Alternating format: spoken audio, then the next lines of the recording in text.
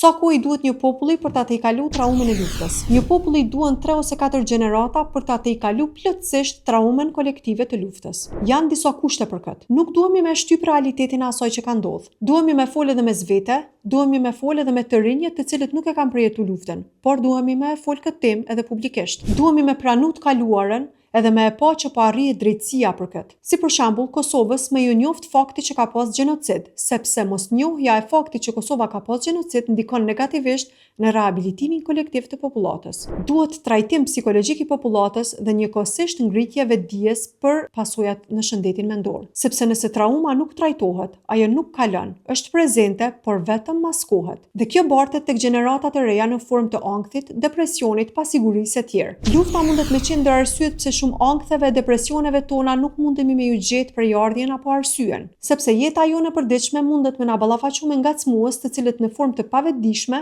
ndikojnë që me nu ngjall një traumë jona a luftës dhe ajo me u përcjell në forma të lartë përmendura. Trauma është reagim emocional ndaj një ngjarjeje të tmerrshme siç është lufta në këtë rast.